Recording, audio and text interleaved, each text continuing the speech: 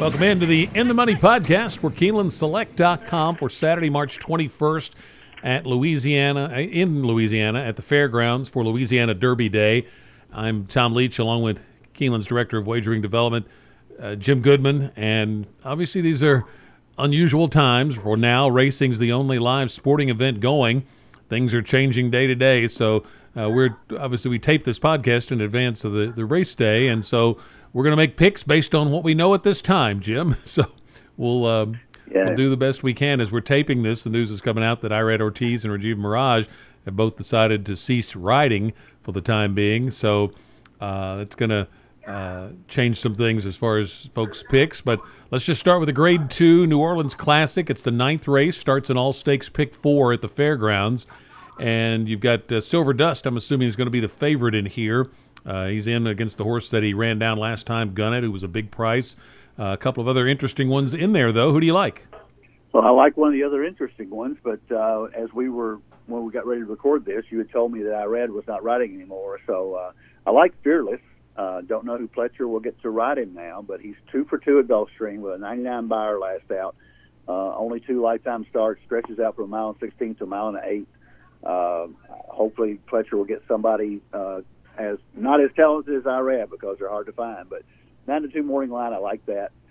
Silver Dust is going to be the favorite off the win in the Grade 3 Mine Shaft. One question mark is he's 0 for 4 at the distance, but he was a good second in this race last year. So it's not that he can't get the distance. I just think he's gotten run up against some good horses. He does have 3 wins at Fairgrounds, so he's going to be a legitimate favorite. I do like a horse that you mentioned called Gunnet. Ran really big at 30-1 in the Mine Shaft last out and got run down. The Asmussen go-to rider Santana stays here, and I think Gunnet is obviously improving and has a shot at an outside at an upset, I think. So, and then Tenfold is the other one I threw in when we get to pick 4. Coming out of the Grade 1 Pegasus World Cup, this group certainly is much softer than he was up against there. He never threatened the winners there, but he ran in the middle of the pack, and Tenfold obviously was on the Derby Trail last year, so I think his back class may show up here. That's the 4 I'm sticking with. I'm going to pick Fearless, but I would wait to see who rides Fearless because Irad Ortiz was a big plus for me.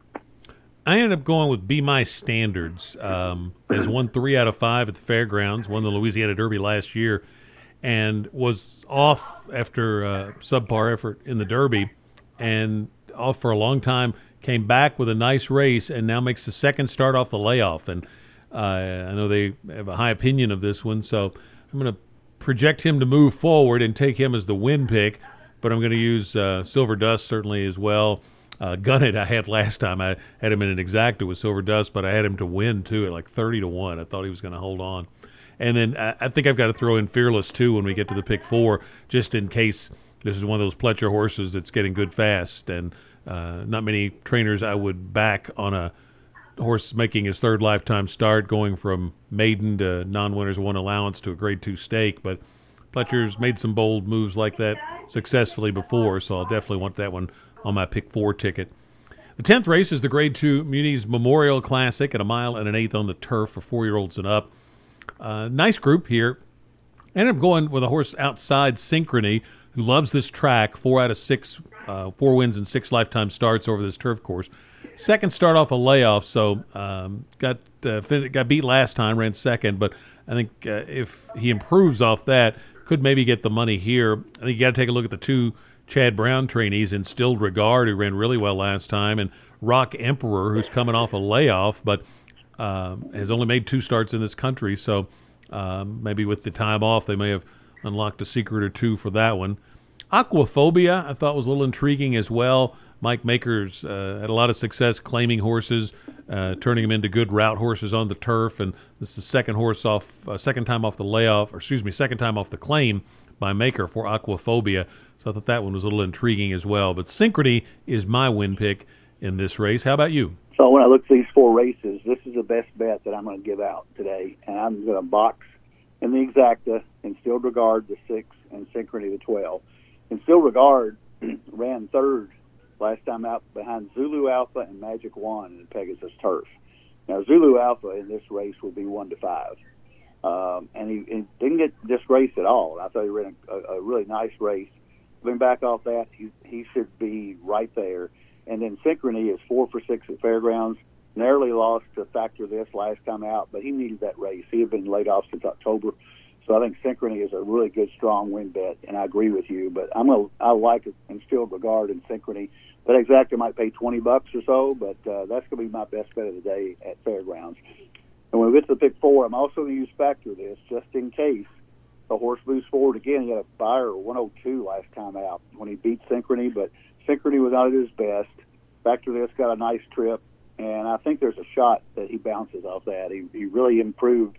He went from a 91 to 102, so 11-point bounce there, 11-point jump is probably due for a bounce here. So I'm going to play against him here with Instilled Regard and Synchrony, but I'm going to include him in my pick 4 just in case I'm wrong. The 11th race is the Grade 2 Fairgrounds Oaks, and this race has often been a good launching pad into the Kentucky Oaks. Obviously, it won't be this year because the Kentucky Oaks will be much later, but horses coming out of this race, bear watching for other upcoming stake spots. Could be a single opportunity here with Finite. What do you think? Well, my notes here say the obvious single in the sequence won the Rachel Alexandra for fun and handled Tempers Rising the last 2 races, especially in the Silver Bullet Day. I'm not going to single simply because I think there's going to be so much value in taking a second horse here. Finite is an obvious must-use and will be 2 to 5 at best. I'm going to throw in Tempers Rising, though. I think with a good trip, she could be right there. In the Silver Bullet Day, before the Rachel Alexandra, she got a pretty good trip, and she was right there. She was half length off. She had some trouble in the Rachel Alexandra. She shouldn't have trouble here. There's only a 6-horse field. She's drawn inside Finite, and I think she's worth including just because if she beats Finite, the payoff may be 10 to 15 times what it would be with Finite. So my pick 4 ticket is going to have 3, 6 in there. But if you made me pick somebody to win, it would have to be Finite. It's a too logical a horse to throw out, and I think she's just much the best here. Hoping Tempers Rising, though, moves forward off that last race and gives her a real tussle. Yeah, I'm thinking the same way. I'm going to recommend including Tempers Rising just in case. Something, and if Finite takes, you get a bad step out of the gate or something, gets off a little slow, who knows. The pick 4 would pay so much more if it was somebody other than her winning, but she looks like an obvious single. So let's move on to the 12th race, the Grade 2 Louisiana Derby. 1 3/16 this year. They've changed the distance. They moved the Risen Star, the prep for this, to 1 1/8, and now this is 1 3/16, and they've got a full field of 3-year-olds. I ended up going to a horse that's 8 to 1 on the morning line. I don't think he'll be that high. It's Wells Bayou, the 3. Big jump up last time to a 96 buyer, and it was anything but an easy trip. Giroux gunned this horse out of the gate to get good position, and then he couldn't really slow him down, so they went 46-3 for the half. Had every reason to certainly wilt in the stretch, and instead battled right to the wire and beat the third-place finisher by more than 5 lengths. So I thought that was a huge effort, and unless he bounces off that, I think his speed in here doesn't appear to be a whole lot of other speed. I think he could be really dangerous. He's a grandson of Smart Strike, so the stretch out in distance I don't think should be a problem. And he had a sharp workout, came into the fairgrounds and got a sharp work over the track last week, which I thought was noteworthy as well. So I'm going to take Wells Bayou for the win. Got to use Enforceable. He's run very well twice at the fairgrounds. Probably the one to beat, certainly. Silver State, I think, is a major player. Don't like the 13 post, but it's a long race, a long stretch, so I think he could potentially overcome that. Royal Act is probably next on my list coming in from California.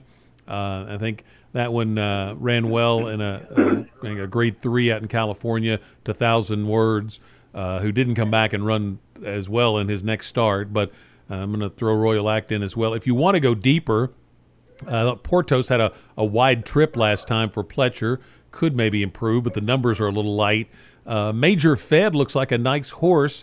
Got to improve a little bit on the numbers, but really ran well over the track last time. And Mailman Money had some traffic troubles last time, so either one of those two could be a nice price play if you want to go a little deeper. But Wells Bayou is going to be my win pick in the Louisiana Derby. How about you? Okay, you mentioned no way you're going to get 8-1 on Wells Bayou. My notes have no way you're going to get 8-1 on Royal Act. But I read Ortiz was named to ride, so I don't know who Peter Urton's going to get to ride.